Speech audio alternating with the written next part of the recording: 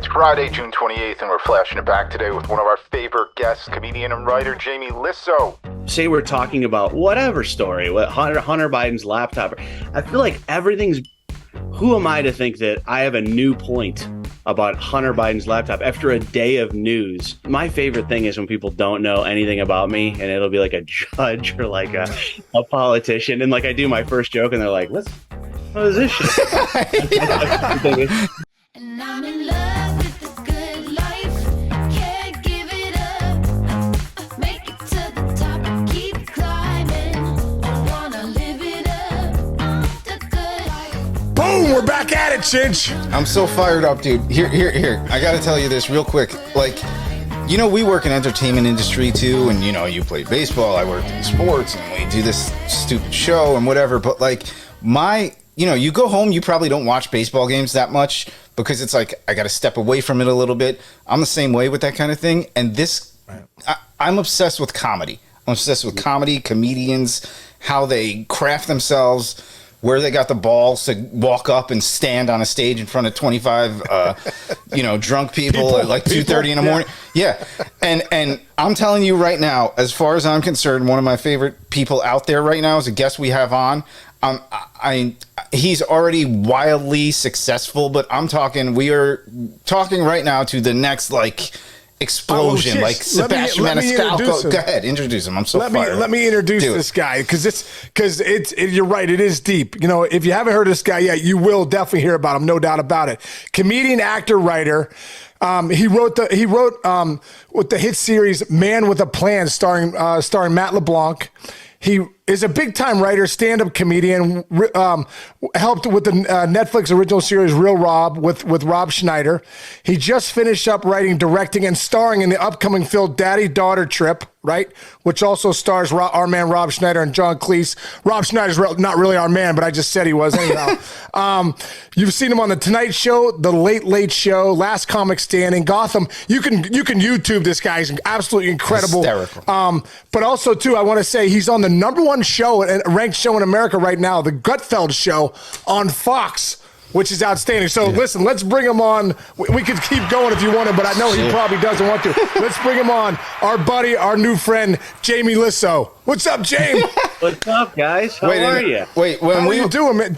Lissow or Lissow? The first thing I want to ask you is, bro, I've been going back and I'm like, I knew it was Jamie Lissow, but I was going through it. I'm like, and 5 people said Jamie Lissow and 5 people said Jamie Lissow. So I was going to say Lissow maybe because I thought that was it. Like, how do you pronounce your last name, bro? So I've been saying Lissow, but maybe I've been You might be wrong.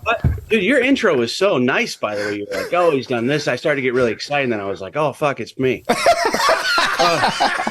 was like, oh, who's coming on? It's got some good guy coming on. It's been that's pretty. That was a very nice intro. I really appreciate it. And yeah, I was on a radio show for 5 years in my hometown. I was the sidekick, and the guy said Lissow the first day, and I go, my mom said, I got home that day, and she goes, oh, could you tell him to say Lissow? And I go, yeah, sure. And I go, hey, my name's pronounced Lissow. And he's like, okay. And then for 5 years, he just said it the same way. He didn't change it. And I was like, all right. Yeah. Just do this. You're like, my mom's getting pissed now. My mom's getting pissed. Like, he just couldn't change it. So like, I don't even hear the difference anymore. What's that background you got going right now? Oh, yeah, dude. This is my, I'll tell you the honest truth. I'll tell you exactly. So this is our Northern Lights, Alaska background, because my place that I live in like a divorced man's shitty condo, and it's a disaster right now. And so I think it'd be better if you guys just saw that instead of the reality of what my life is right now. Dude, what? So you're in Alaska? Like you like? No, I'm just wondering because I was just in Alaska about a month ago, and then I was thinking to myself, who would live in Alaska? Although it is beautiful, but like, I don't know what you do for like sleep, because I was there in the, obviously a couple weeks ago, and I had the mask on at night. I was like trying to darken the shades, but the hotel didn't have it. I'm like, it's 24 hours of daylight. And then they say in the winter, it's like 2 hours of daylight. Like, so how do you do it, bro? And why are you in Alaska? Oh, I'll tell you, you're making a lot of great points, by the way, about living here. And God, I wish I had talked to you before my ex-wife moved me up here. I would have not even done it. It's well, right now it's really nice. The reason I'm here, there was a girl situation. I met There was a girl 20 years ago. I did a gig in Fairbanks, Alaska, and I met this girl and I liked her. I immediately felt the connection. And she was the owner's daughter, the owner of the comedy club. It was his daughter. And so we got married pretty quickly, which I don't recommend to the young people. And we lived everywhere you're supposed to live for comedy, like in New York City and Austin and Los Angeles. And then one day she was like, oh, what if we could ever move back to Alaska? And I go, I'll try that. And then we ended up moving back here, and we got divorced like 20 minutes after we moved here. And so my kids are up here, and so I come see them. So it's not ideal, of course, for comedy, but it is.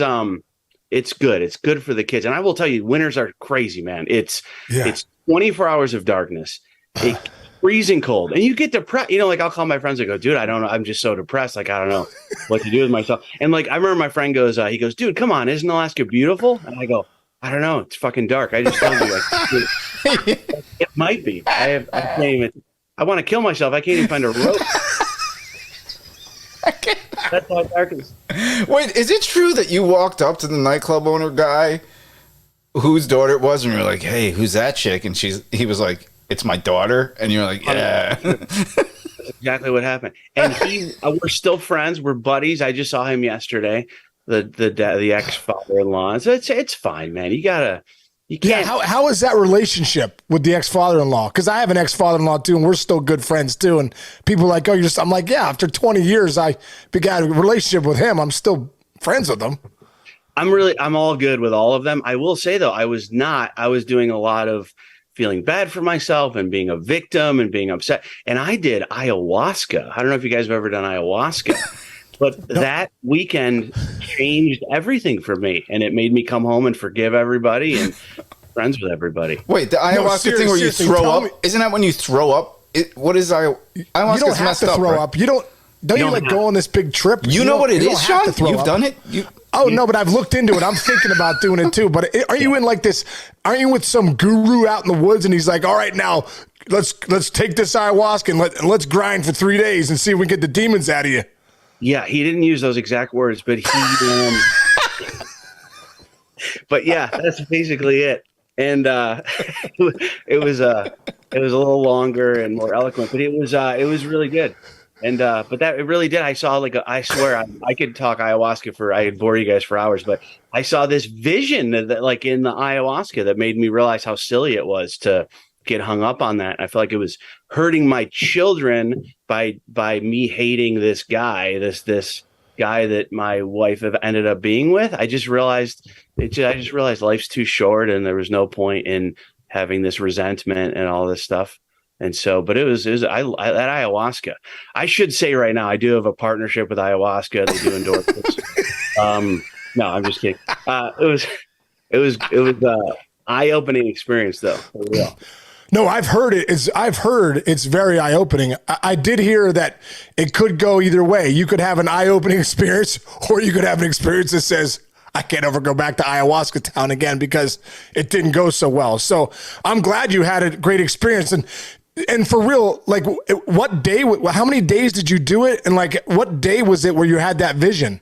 So I'm now obsessed with ayahuasca. I've done it 15 times this year. And so it was my third night when I had this vision, and it was, dude, it was crazy. It was like people will think I'm nuts if I tell you what happened, because it was like a vision where I saw like everybody was I opened my condo. It was my birthday, and my ex-wife was there and my kids and everything. And then this guy was there, and they bought me this present and they go, "Hey, happy birthday." And I was like, "Oh my God." Cause people sometimes forget my birthday or I'm not in town. So I open this present, and inside the present, it's a heart. It's like kind of like a heart, almost like a cartoon heart. And my son like reaches in to my chest and pulls out like this charred heart of a guy who is resentful and is hating, and they throw it out the window. And we all kind of laugh, and they take the new heart and they put it inside my body, and they all gave me a hug. And it was like this weird moment of, you got to you have to shed these old feelings and this old resentment and stuff. Wow, dude. That's crazy. That's intense, man. You're a comedian. This is an intense story. This is brilliant. And one little thing, just if anyone was thinking about doing it and just heard us say about the bad trips you're referring to, a bad trip in ayahuasca is oftentimes the most helpful trip that you have. It's so difficult and hard, and the things you see are awful. But the fun trips, it doesn't change your life. The bad trips are what improve you as a person. That does kind of make some sense. That makes sense.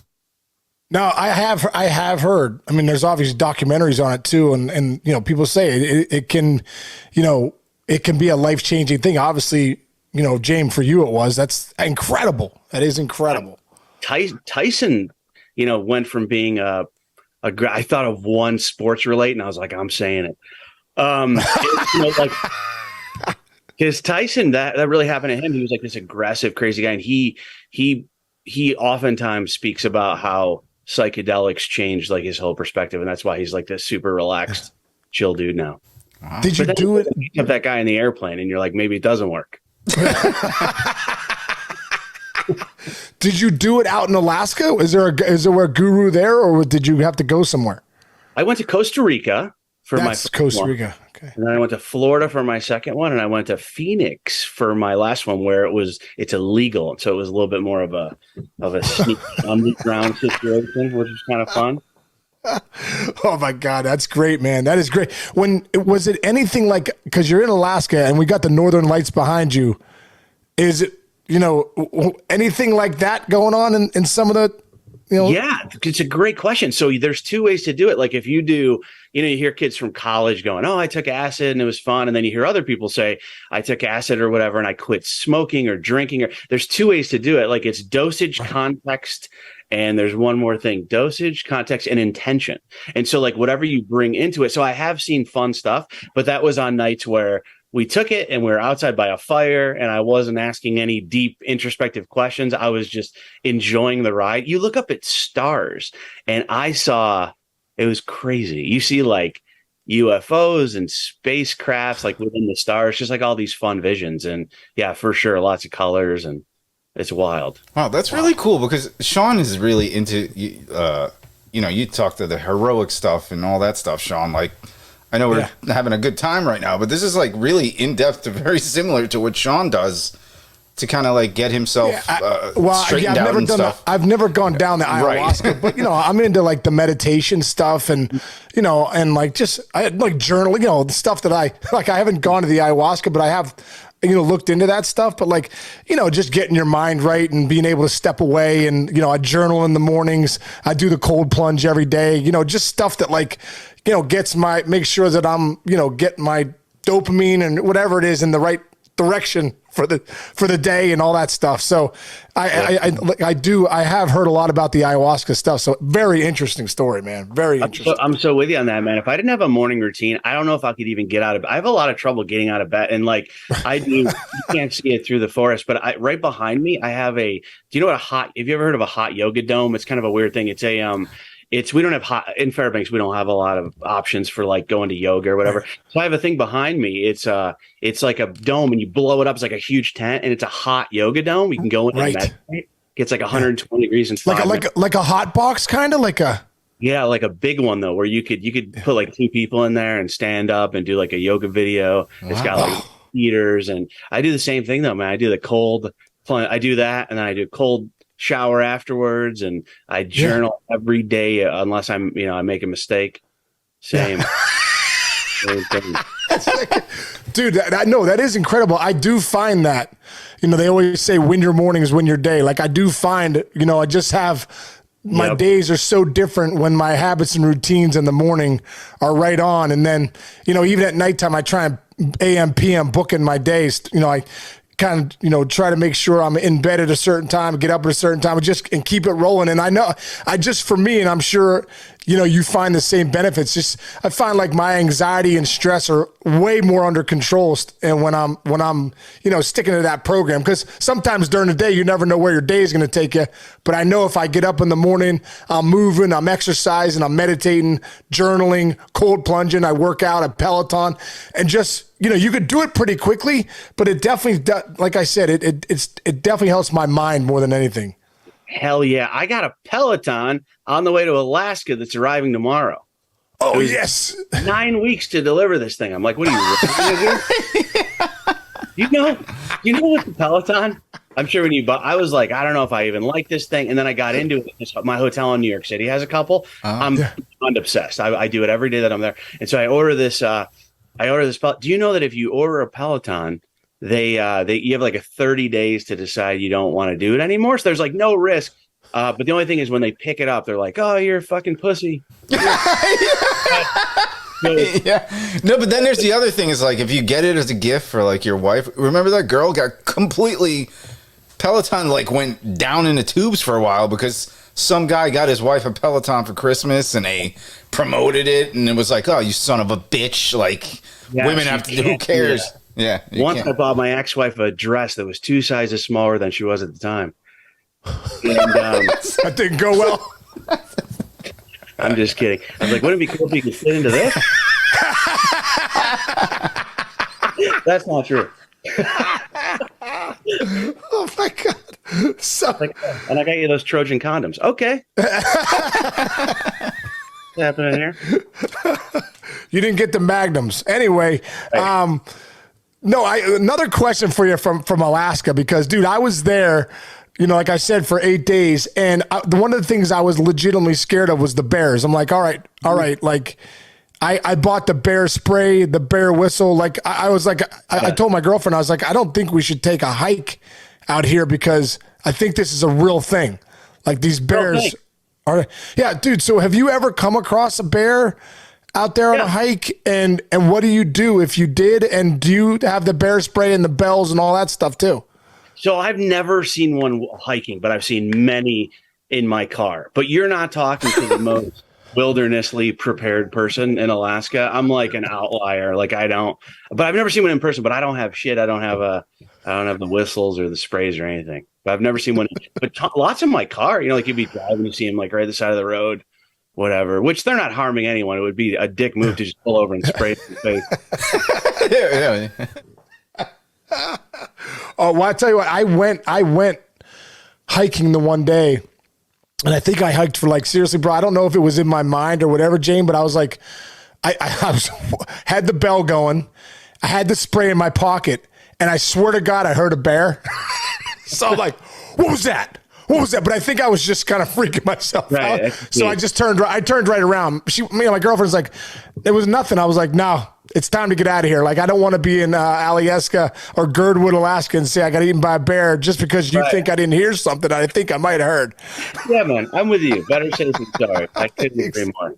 It's so good. Dude, so when you go back to your career, brother, like, you grew up right outside of Rochester, New York. Is that correct? Mm-hmm. Yeah. I have a little history there. My sister went to University of Rochester for a couple years.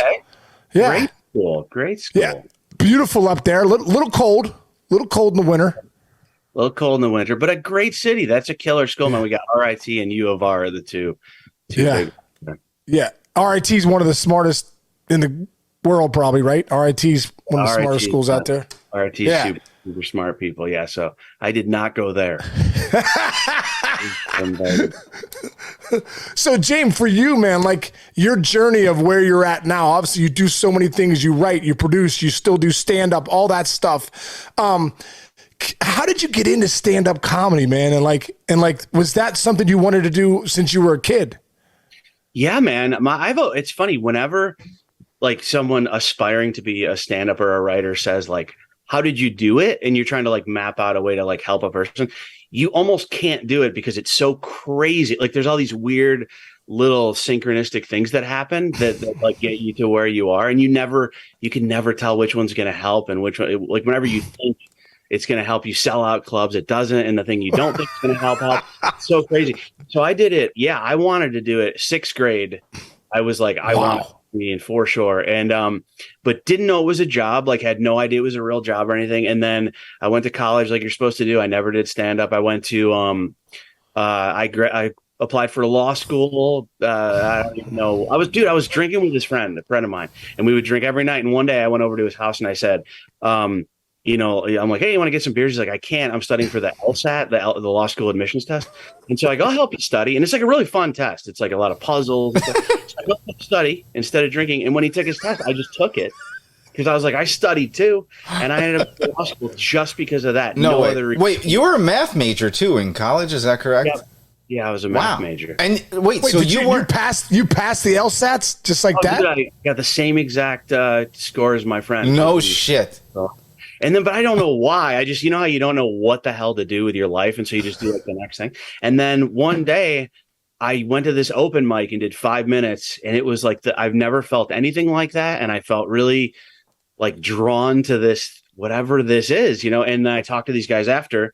And I said, like, well, you guys, like, what else do you guys do for work? And they're like, oh, this is all we do. This is our full-time job. Wait, but what gave you the balls to go do that? That's a big question in my heart. No, seriously, like, what gave you the balls to say, fuck it, I'm going up on this stage tonight? Were you, like... I want to hear what... This is really weird. So I'm in, is like right after college, and I got some shitty job the summer before law school. And I was listening to the radio, and they were like, oh, there's this open mic in Canada just over the border. And I was like, oh, I could do that. There's no pressure. I don't know anybody there. And then I started writing jokes, and then like just the coffee wore off, and I was like, I can't, this is stupid. I'm not going to do it. So I went in my room, and I went to sleep. I took a nap. I was kind of depressed. I was like, I'm a pussy. And then I woke up, and it was the same commercial was on, the same exact commercial about go do this. And I was like, I feel like someone's telling me to go try this. And so I went to another country, man, just to make sure. And it did not go great. I wasn't like a hilarious guy, and they were like, oh, you have to keep doing this. I did like, okay. But it just really got me the bug, as they say, you know. I was like, wow, hearing people laugh. And I still can't get over to this day where I'll walk into a room and it's totally packed with people, and you're like, I'm gonna just go up there and just talk, which is essentially like making noises, and everyone's going to laugh. There's no movie, you know. It still fascinates me that that's like a thing. So cool.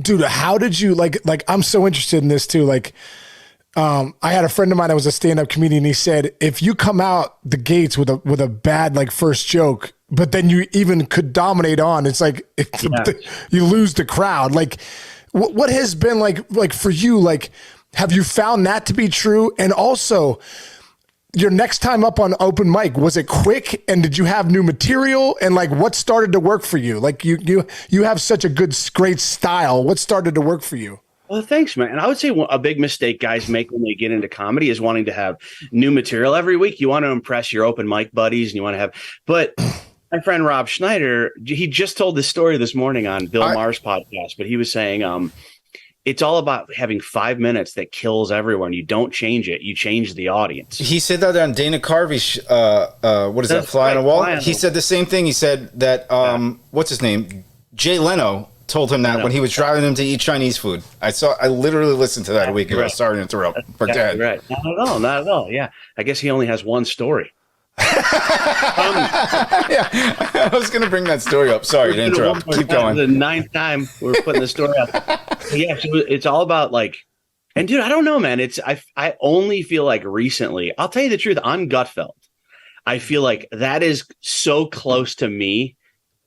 I can't even tell you. And being on stage is that's not necessarily true. Like if I look at my old Tonight Show sets and like TV stuff, I watch it and I go, I don't even know who that guy is. Like I think I did okay, but I don't look at it and go, yeah, I was great. I feel like now I'm just like way more myself, and I don't know when it happened, but I've been doing this for 25 years, but it's been a very recent thing that I could walk up there. And to your point about the good opening joke, it's very, very important, but I don't feel that way anymore. I feel like I go up and be very serious for a few minutes and then do my act now. Now that it also changes when, dude, so I had a show on Netflix, but it didn't, like, no one came to my shows because of it. Like people watched it, but it didn't like make people go, oh, we got to fill up this club. Couple people here and there, nothing that made an impact. And then it's funny, like in Red Eye with Gutfeld years ago, same thing. You would do it, but no one would like come to your shows. It was just this fun thing.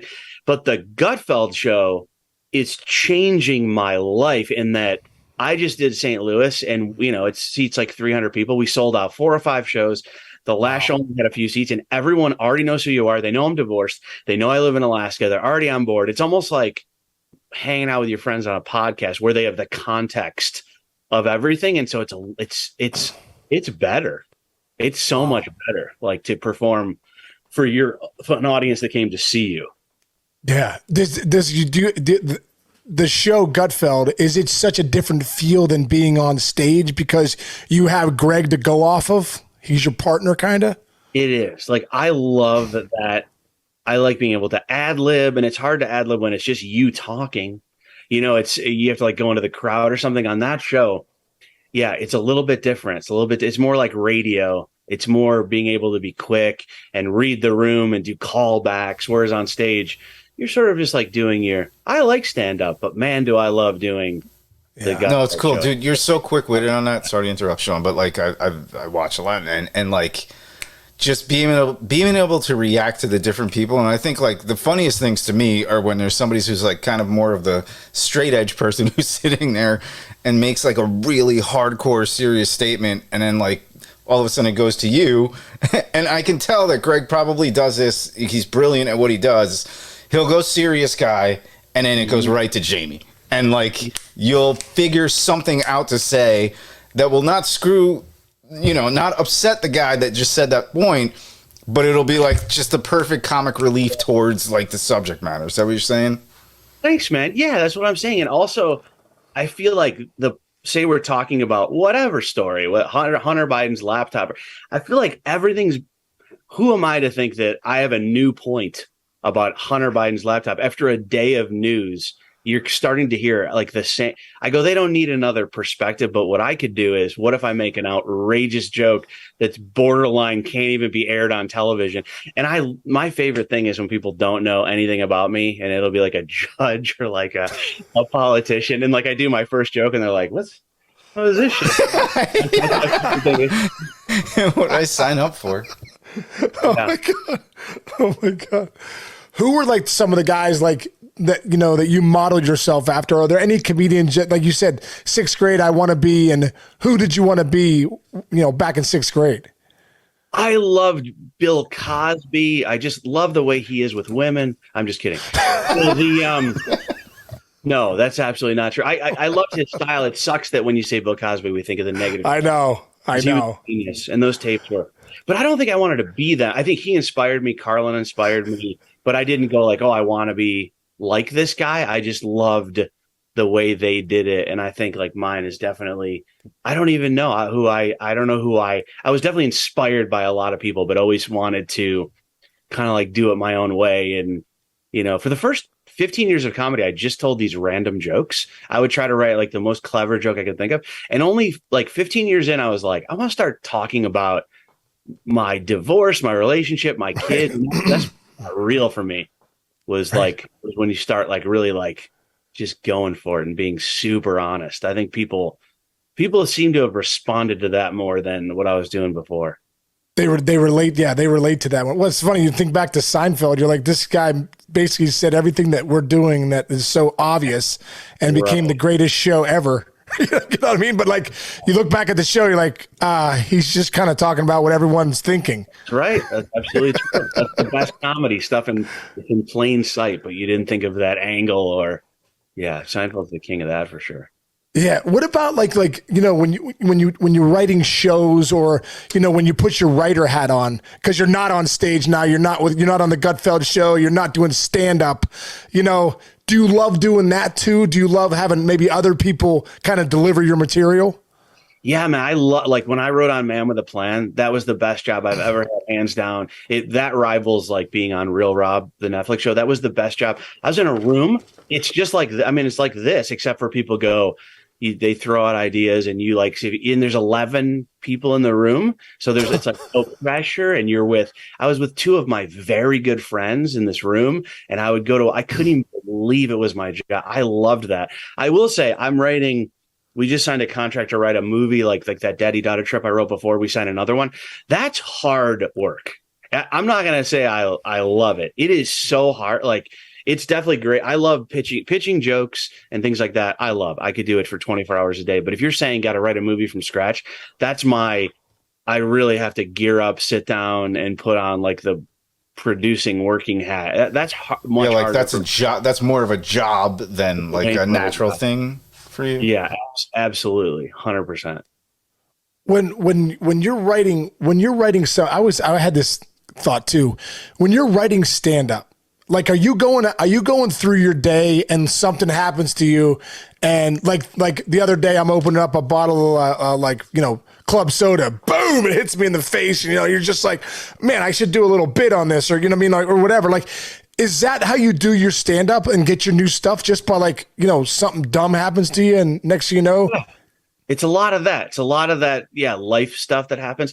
But then recently I do a ton of, when people come to my live shows, I know they've seen a lot of my act, and I am doing like a new hour as I travel around, but I talk to people and make up stuff like on stage. And that's where I get almost all of my new bits is at the end of the show. I listen to the recording and go, oh, I did that thing I just made up that thing. And so then I'll take that thing I made up on stage and turn it into like a better crafted, polished joke. That's how 90% of my stuff is now. Wow. I just kind of come up with it. Or Gutfeld stuff. Right. Sometimes I steal my own Gutfeld jokes for stage. That's the best. You really? Wait, can I follow up on that? So, but you go in, and I hear this from a lot of comedians when I listen to stuff. I don't know any comedians, but like I listen to them, and these people bringing their phones out when you're working stuff out, and you're like, you just roll in Manhattan, let's just say, after a Gutfeld show and say, I'm going to do 15 minutes and try this out. But all of a sudden somebody throws a camera up there, and then they put it on YouTube, and in a joke you have not finished is out there for a million people. Does that drive you crazy? Are you okay with it? We hate that shit. Like, you really want to be in control of your own, like, when you're releasing stuff. That's the absolute worst thing. There's so many like rules now at comedy clubs where Schneider has the bags you put your phone in and you can't even use it. And before that, it was if you pull out a phone, you're gone. That's the worst thing ever. And even if it's not a brand new joke that's not polished, it also might be a weird situation or a weird crowd. Like, it's like anything. Like, you want to pick the picture you put on Instagram. You don't want somebody else to take it. Right. You're like, shit, that's what I look like. Yeah.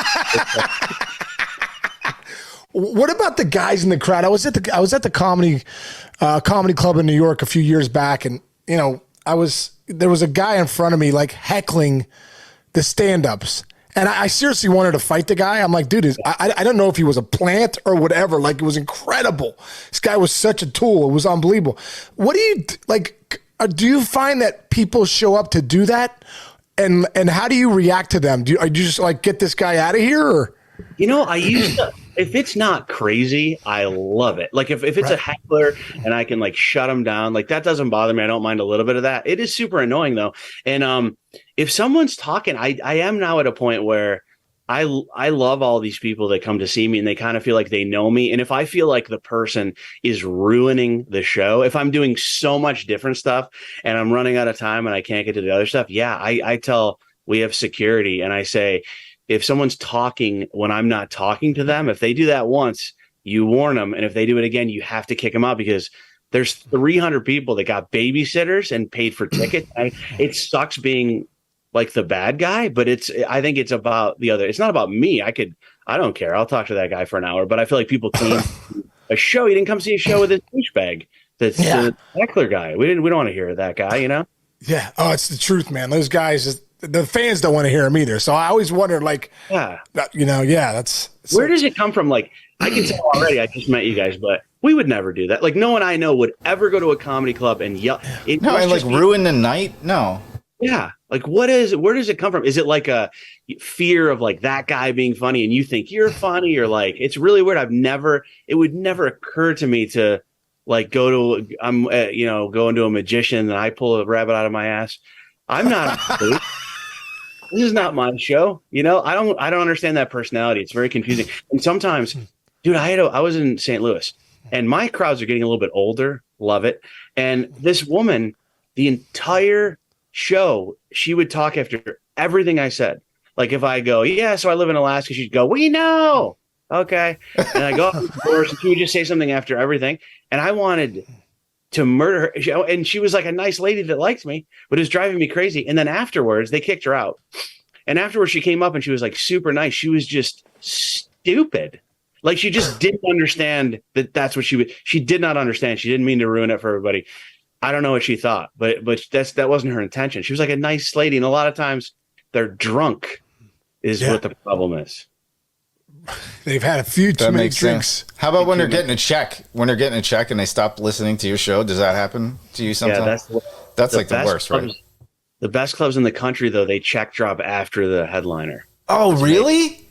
Game so, changer. Case, what I'm saying is, I went to Columbia, Manhattan. So when I was a kid, like when I was in college, I used to go to these. So we used to go every weekend, either a Friday or Saturday to a show.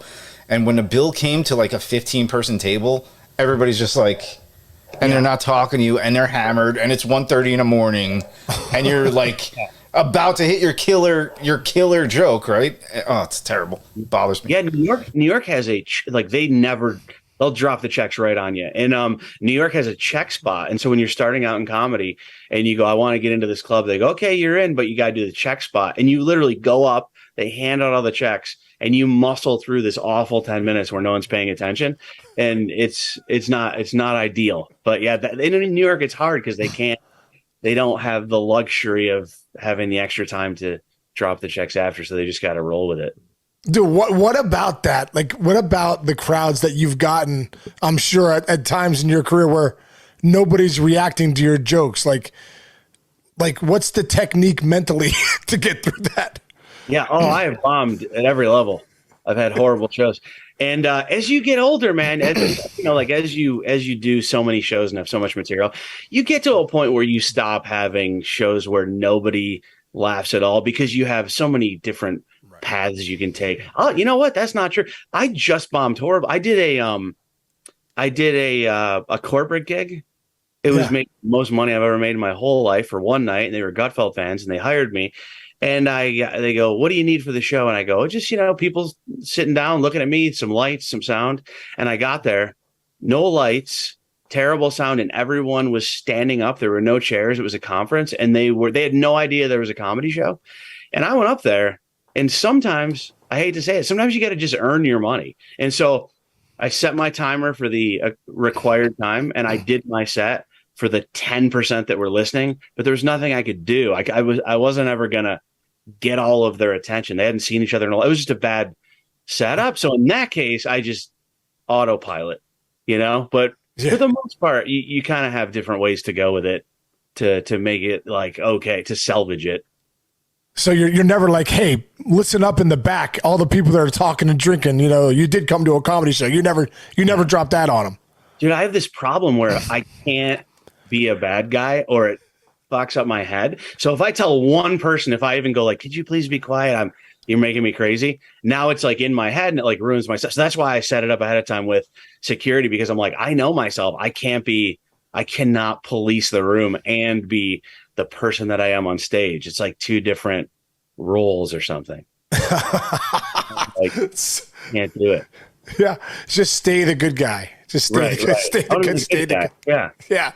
What about Jane, what about the thing with stand up too about did you ever have any of the guys what do they talk? What's that place change where they say Chappelle will show up or Chris Rock will show up and anywhere of those they'll just pop in to do a bit, right? Yeah. Have you ever been there when guys have popped in to do a show like that?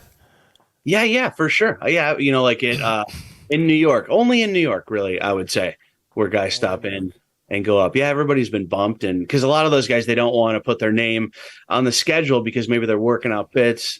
They don't want people to come to see them, and they're doing like a bunch of new material. So yeah, I think Chris Rock has come in and done a set, and yeah, you get bumped, and it's awesome, man. You get to see somebody great working stuff out. And sometimes you get completely bumped and you get paid anyway. Sometimes you just get paid later. But I'm a fan of any time that's ever happened to me. When I was in college, Case, I don't know if I told you this, but when I was in college, it was, like I said, we used to go to the comic club. So you get the tickets at Columbia and NYU. You guys probably all hand them all out. Come to the show this weekend. And we went to a comedy show. There were like 10 of us. And we're sitting there and we're in the front because it was just a random Friday night. And we went in there and, I'm sorry, Damon Wayans, who he had one of the greatest HBO comedy sets I've ever seen. It was the night before he was recording his 1 hour HBO comedy special, and he walked in at 1:30 in the morning and did like an hour and a half for like 25 people, and it was like I've never had an experience like that in my life. And again, that goes back to like there were no cell phones back then, and there was nothing like that, so we were like, oh my god, we just saw Damon Wayans kind of like tweaking everything perfectly for the next night, and it was the greatest comedy thing I've ever seen in my life. Just a stupid anecdote, but that's my point. No, that's good, man. I always try to think about the experience of the crowd and not about myself as much as I can. You know, like you want it to be, you know, a buddy of mine it was like a Tuesday night at Dangerfields, and they started lighting him aggressively. He had just gotten upstage, and he's like, who's here on a Tuesday night bumping me off stage? He said that on stage. He was like, who could it possibly be? And it was Robin Williams. And Robin Williams went up for like a half hour, which like, come on. Can you imagine you just randomly go in a club and you get to see Robin? And those people will never forget that. Never. That is, and was your buddy like, yeah, go ahead? Yeah, they got a good talk, and it was great. Like he apologized, like, "Oh my god, I'm sorry," I said, you know. And they ended up having a whole back and forth. And Robin was super cool. Like he said, "Oh, I told them to let you finish, but they just wanted to throw me up," you know. Yeah, it was all. Oh my god, that's great. Who are some of the guys that, like, you know, we were talking about Josh Sneed. Josh Sneed's kind of my buddy from Cincinnati. Do you know Josh at all? Of course. Sneed's the man, dude. We used to live together in Los Angeles for a while. He was in my wedding, I think. Was he really? Yeah, he definitely was. He was in my wedding. And maybe that was the problem. Maybe that was the problem, that Sneed was in your wedding. That could have been one of the problems. One of many problems. But yeah, great dude, man. You make friends for life in comedy. Like you work with somebody for a weekend. Sometimes we used to stay in these comedy condos, and you would do a week and that's it. And then you would be best friends with some of these guys. You would immediately know if you would click. And oh man, like Ron White, you know that? Oh yeah, yes. Like dude, I was in a condo with that guy when no one was coming to the shows. Wow. Are they co-ed? Do you get the girls too, like in there? Or I know I've heard of the condos, but like, is it usually men in one condo and women in the other? Back when there were back before Me Too and all these things, it was co-ed, and a lot of the comedy chicks were just like, there's no difference between a guy and a girl. You know, you're just like co-workers, and yeah, but they were certainly co-ed. I remember a time or two. Was Ron White as crazy? Like, was he like in the condo with you, having the bourbon and staying up and doing his thing? Same guy.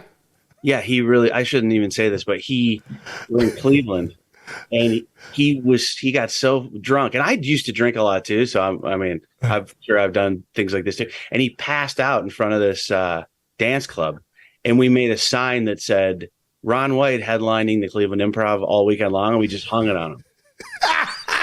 And then we went back and drank for another hour. Yeah, but I think he was the funny. I mean, when I saw him. The best. In Evansville, Indiana, I worked with him once. Cleveland, I worked with him once. Just a random place. I was like, this guy, and the set, he did that same set. This is the thing about changing your act too much when it's not being seen you change your act when everyone's seen it. But you got to be careful not to write like 7 new hours before you pop, because Ron White did it right, in my opinion. He did the same hour for years, probably for 12 years, without changing a silent space and a word. And then that was the set he did on Blue Collar Comedy Tour. Like, he was so ready to be seen by everybody because he'd just been honing this act, and he would deliver like it was the first time he ever said it for years. And then that's the perfect way for it to work out, is to do it in front of millions of people. Yeah. So even that, that's really interesting. Cause so it's better in comedy to get an hour that you can dominate, that you have the repetitions on to hone, because people are coming there to hear the jokes that they think are funny, right? They don't mind seeing the same bit that they've seen for years. Yeah, I think so. And once this just started happening to me where a lot of people come to my shows because of me. And so now when I do a week in New Jersey and they ask me to come back, I make sure it's a year to a year and a half in between those sets, and it will be a different hour. So now that I know they've seen me, I will not repeat. Unless I make a mistake, I won't repeat anything. But for years, I did kind of do the same thing because no one knew who I was and no one had ever seen it before. And I would just take the same hour and just bring it to different cities. But once you have your fans, I think you have a little bit of I think you have a responsibility to like give them a 90% new show if they come again. Yeah, dude, how does that feel for you? Like, for years of doing the reps, and like now you're really kind of like on the upward trend of like a lot of people are starting to know who you are. Do you take the stage differently now? Does it feel a little different as far as even like the confidence wise goes? Dude, I love it so much because there are guys, I'm sure you've heard stories where someone's on TV and then people want to see them in person and they go to a comedy club and the person does not have an act.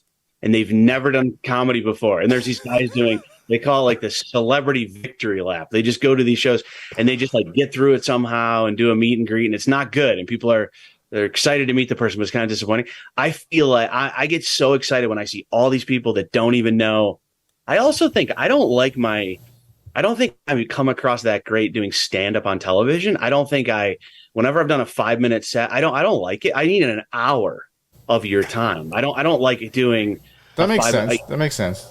I don't like the late show set. So I just love it, man. I love if you give me a packed room and I'm like, dude, I've been training for this moment for so long and I know it's going to go good. And especially they're expecting maybe nothing from me, or they don't even know if I do stand up. They just see me on Gutfeld. I feel like it's a superpower, man, that I've been just training for this for so long. I'm so ready. Yeah, Casey, I have just 2 quick follow-ups there, because I heard when Seinfeld was on, I like to listen to when Jerry Seinfeld talks about comedy, whether you love him or not. Like he just breaks it into so many billions of pieces.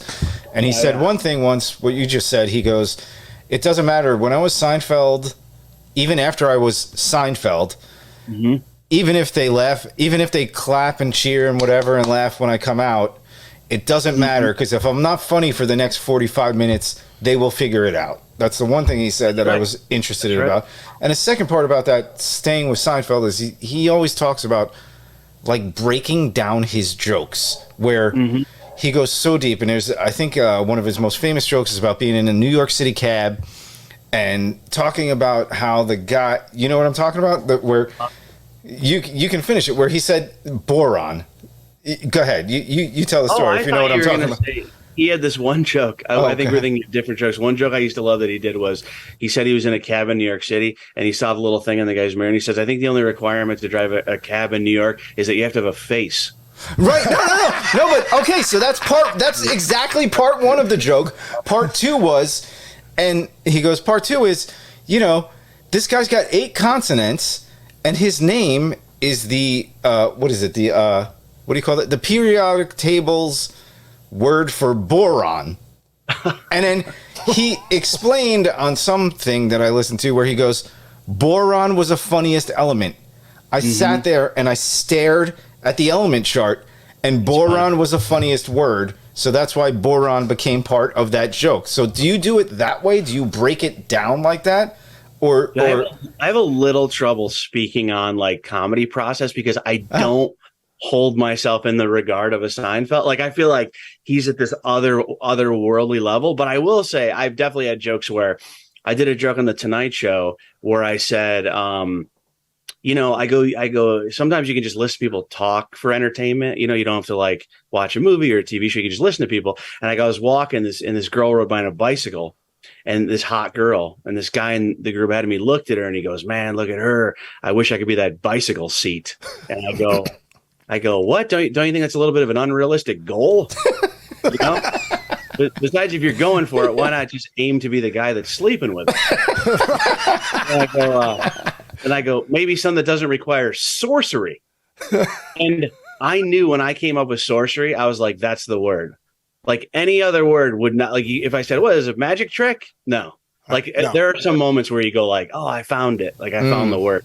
But I do feel like I don't count myself with those guys. Like I don't know. I don't feel like I have like I say jokes different. I kind of like say jokes differently. Seinfeld says the same exact word. He knows exactly how to say it. But if you see me twice in a row, even if I do the same jokes, I don't say the same thing. I taped the half-hour special and I had to like train myself to make sure I said the same words to time it out. But I'm really up there. Yeah. Wow. Yeah. Well, but that's good though, isn't it? Isn't it great to be able to tell a story and like add in, different things. I always say, like they always say, never let the truth get in the way of a good story, Right. to add in a little new pieces of the story every time. Or is that not good with comedy? Should you be right on every time? I think there would be different schools of thought, but I think my style is what you said. I think it's a different in style that I like to come up with it as I go. And some days it's funnier than others. I just prefer that. I get really bored of my act. If you tell me to just do my hour, like I do a lot of ad libs. I talk to the crowd and it's mostly because I don't want to say this joke again, word for word. I don't want to do it anymore.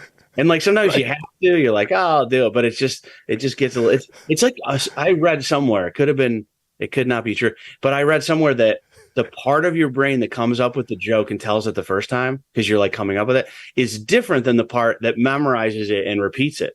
And whatever it is scientifically, I can feel that difference. If it's a joke that I've done for a couple of years and I'm like, oh, here's where we say this, it feels totally different than if my ex-wife says something to me on the phone, I hang up and I go, I'm going to open with that. That's hilarious. It feels like a totally different thing. It's like a totally different muscle or something. That is so great. I know for me too, I like to tell stories, so many baseball stories, and I'll get up in front of an audience and tell it, and I'll be like, I've told this story 35 times, and I think I've told it pretty much the main points are the same, but I think I've told it differently 35 times. You know what I mean? I'll bring another character in, that's not the main character, but it's like, and then, Reggie Jackson walked in the room. It was like, holy shit, Reggie Jackson's never been in this story before. Like he just came in on the 34th time I told it. You know what I mean? I know exactly what you mean. That's exactly how I do it, man. Yeah, it's so great. So great. On the movie Daddy Daughter trip, is that from what you've experienced with your daughter? Is that, was there a lot of truth to that story? It was take us through, because isn't it the dad and the daughter on a spring break? Yes. So that story is more Rob Schneider, a story from the mind of Rob Schneider. Right. And yeah, it's about this dad and he basically promises his daughter will take her on spring break. And then the mom says, we don't have enough money to go on spring break. And he says, well, I'm doing it anyway. And whatever it is, he tells her, hey, we're going to a water park, but it's really a car wash. And he's on the hood of the car and doing everything for free. And then they kind of run into this really rich couple. There's an accident and they're afraid Rob's character is going to sue them. And so the rich couple kind of brings along Rob and this girl on this spring break trip. And it's like this whole struggle of they keep going, okay, one more thing. And then we're going to ditch these guys and never see them again. And then she hurts him again. And they're like, we got to do one more thing so they don't sue us. And that's kind of it's a cute little story, man.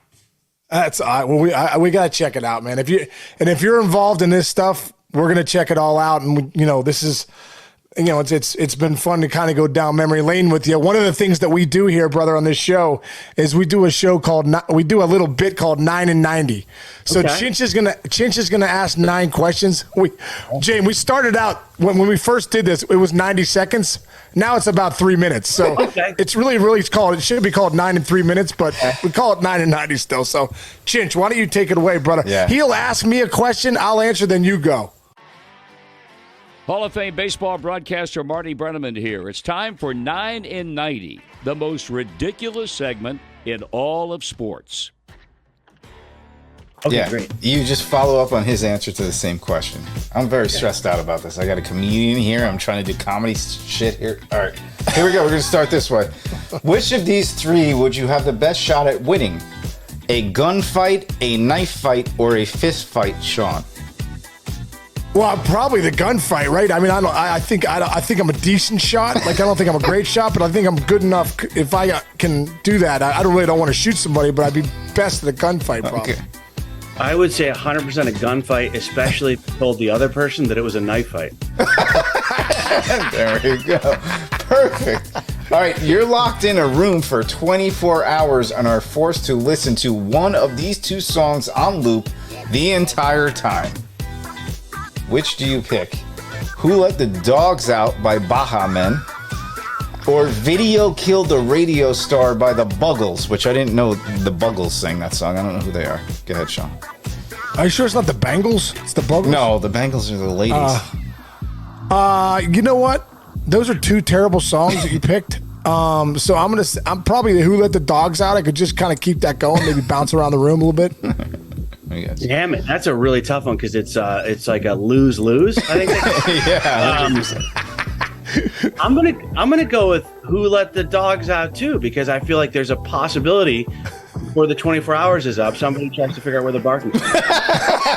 There you go. Okay.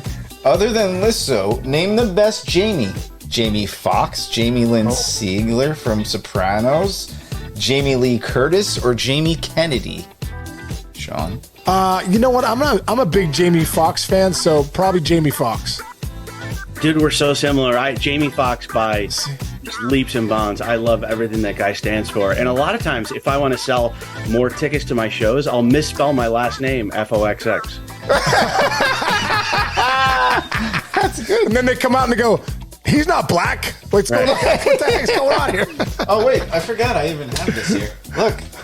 All-Star game a couple years ago when we there you go, dude. Chinch, you're way cooler than we are, I guess. Yeah, I'm you know so Jamie cool. Foxx I have and like Jamie and I don't. I have like $7 million less than either of you. So you guys are cool. By the way, Jamie, I don't know if you guys know the Tim Ferriss podcast at all. Oh, love Tim Ferriss podcast. Love it. Jamie Foxx on Tim Ferriss, one of the best 2 hours I've ever spent.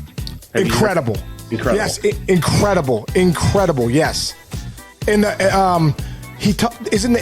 in that podcast he talks about when Ed Sheeran came to his house. Mm-hmm. Yeah, there's so much good stuff in that podcast. He's a great guy, is he not? Sorry to step away from this, but I have mutual friends with him. Great father, great concept about acting and everything and all that stuff. He's a good dude. Yeah, he's awesome. Now it's 9 in 9 minutes. All right, hold on. Let me finish. Sorry. Who cares? Also, dude, really quick, the Tim Ferriss Tools of the Titans book is phenomenal. Unbelievable. I love that guy. That would be my number one podcast to get on if I get a little more famous. I would love to talk to Tim Ferriss. You're heading in that direction, bro. We're a lot lower than Tim Ferriss. Way lower. We're like but 2. He's way up higher. When you get on there, James, we're gonna say, "Hey, he was on our podcast last year." So what the hell?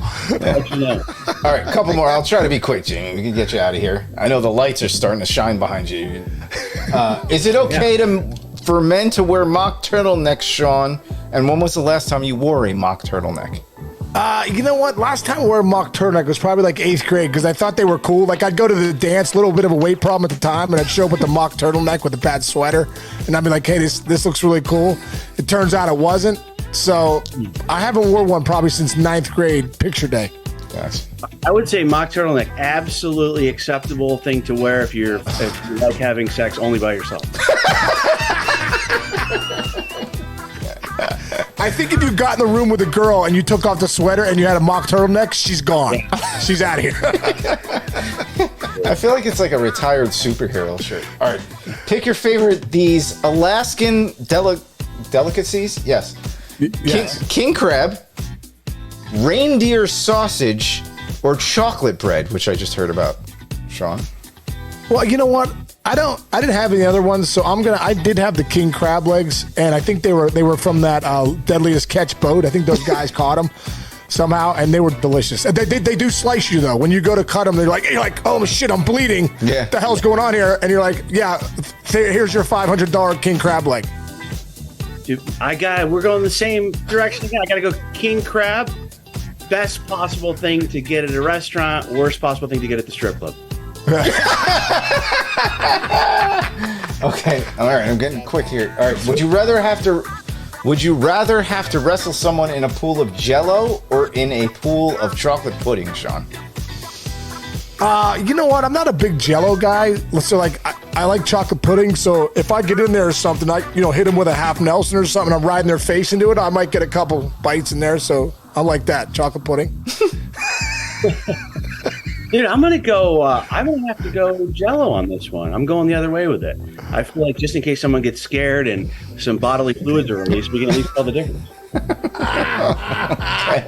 There you go. You're my boy, Blue. You're my boy, Blue. All right, a couple more. Sorry. In your next life, you have two options: be born again as a pet ferret or as a pet gerbil, Sean. Oh wow. Oh, wow. That's a tough one. That makes me think of Richard Gere when I hear gerbil. Oh, no, wait. I can't say that. Let me see. Probably a pet ferret. I think ferrets are aren't they like a little bigger? Yeah, they they're kind of look bigger. like squirrels. Yeah, They look like squirrels. Like if you're a gerbil, you're like a little dude, and you're in trouble. Couldn't agree more, dude. I gotta go ferret. I feel like ferret is the higher end pet. You're gonna have better owners. I feel like it takes a little more to acquire a ferret. I feel like gerbil is the Walmart and ferret is the Marshall. That's good. Yeah, you can get good things in Marshalls. Okay, you both fly a lot, both of you. Jamie, especially from Alaska. Biggest pet peeve about flying, Sean?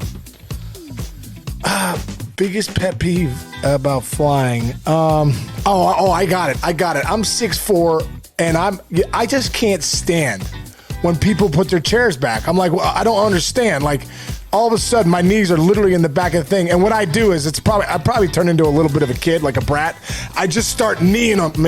I don't like say, hey, sir, could you put your seat up? I just start kneeing the chair, and then they turn and look at me, and I'm like, sorry, man, I'm 6'4", I didn't think people put their seats back. It's 2022. I'm just not sure what's going on here, so my bad.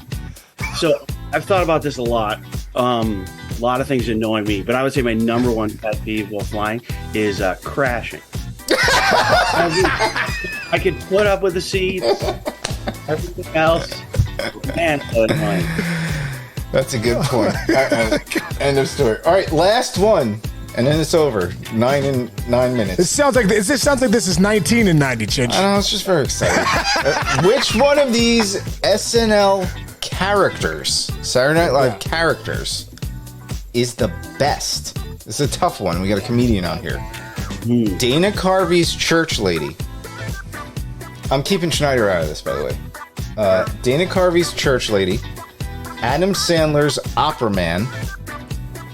Bill Murray's Star Wars lounge singer. Norm Macdonald's Burt Reynolds. Or Chris Farley's Matt Foley. Oh, man. There's so many good characters right there. I know. But I don't know, man. I was on the opera man, then I was, in the Bill Murray, but I'd have to say Chris Farley was just like, I don't know. I just felt like when Chris Farley came on SNL and did his Matt Foley thing, it was a next level. Like when he fell through the table, there was a van down by the river, and like when they were like, "Please, he's been downstairs drinking coffee all day. Please give him a chance." I thought it was great. I just still love that character. There you go. That's really tough. Do you know that? You guys probably know this because you listen to a lot of podcasts. Do you know who wrote the Van by the River sketch? No, it wasn't. Bob Odenkirk. Odenkirk. Oh, I meant to ask you about him. First of all, most brilliant, considered one of the funniest, greatest writers in SNL history. Wait. Is that the Better Call Saul, not Never Call Saul, Sean. I told him he's got to watch it. Never Call Saul was not as popular because there were no cases. Dude, would you ever do that? Would you ever? Can you? Phone that wasn't ringing. You see a comedian do the roles that he does now? Are you like, holy shit? Like. Could not be more jealous of his career. It's unreal. And for your question, I got to pick Norm because I love Norm, and he's the man. I love everything that dude does. Did you get to know Norm at all? Just a little. He was in our TV show so he was there for a couple days, and then I went to one of those big shows where it was Sandler, Schneider, Meadows, Norm, maybe Spade. That was his last year, right? That was right before he stopped going out. Was when he went on that trip with them. You were there for that? was there. I did a dinner, not for the whole thing, but just at one of the shows, and we went out to dinner, and I sat right next to him, and he was an absolute. He said something really nice about me once, and I'll never forget. Like, he was watching Real Rob in a trailer with Schneider, and they called me, and Rob was like, and he's my favorite, and Rob was like, I'm making Norm repeat what he just said, and Norm said like a bunch of nice stuff about how I was like a comedic find, and I was really funny, and I was like, okay, that was like one that I think about a lot when I'm not feeling great, you know. That's awesome, bro. That is awesome. He was supposed to be in Daddy Daughter Trip. He was supposed to lend his voice to the movie for this part, and we couldn't figure out why we couldn't schedule it. And then that's probably because he was sick, you know. We could never, we couldn't get him into a studio, but he was supposed to be in that movie. Wow. Yeah, a comedic genius. Yeah, no doubt about it. Did you guys see his Netflix special? The recent one? The recent one where he did it right in front of a camera? It was just him and his, what was it, his daughter? Or unbelievable. I cried a lot. I cried a lot and laughed a lot. I loved it. It was great. You got to check it out. It's so interesting. He's just sitting. It was for a different thing. He wasn't sure he would make it out of the surgery before this new stuff. And he just goes, I want to get this recorded. And he just sat there with a camera and records. His dog barks at one point. He gets a phone call at one point. He just one take. And he's done. It's genius. Brilliant. You would love incredible. Yeah, you got to watch the case. It was so I'm going to check it out. I will check it out. Well, James, where can our listeners find you, brother? So my address is 89. Come on over. Just look for the Northern Lights, and you're right in front of the Northern Lights, right?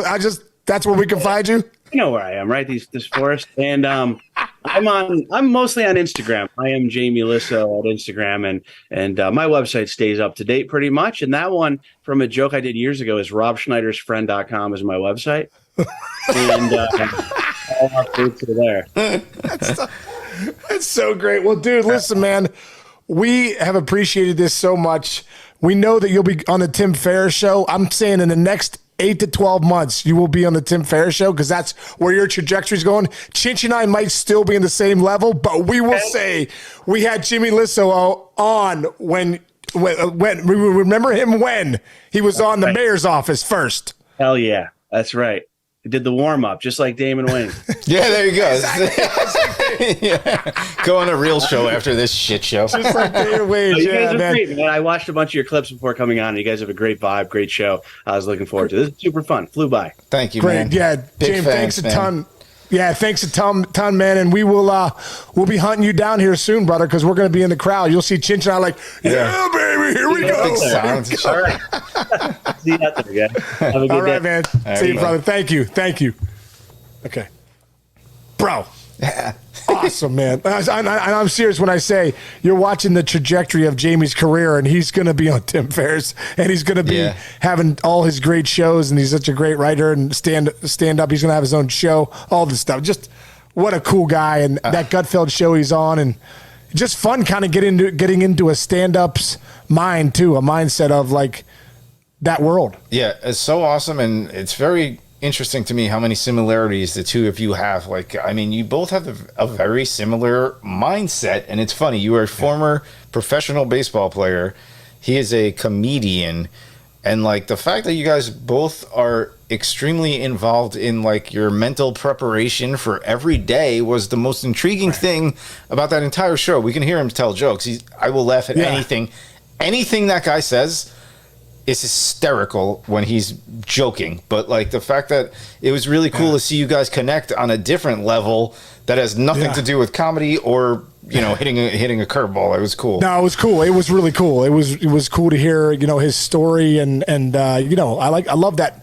I know for me, like I'm a big believer in, like I said on the show, win your mornings, win your day. I think sometimes we react to life so much with these things. We wake up and go, all right, what's on? And I'm reacting to everyone else's life instead of getting into my life, getting into it now, right away. Let's go.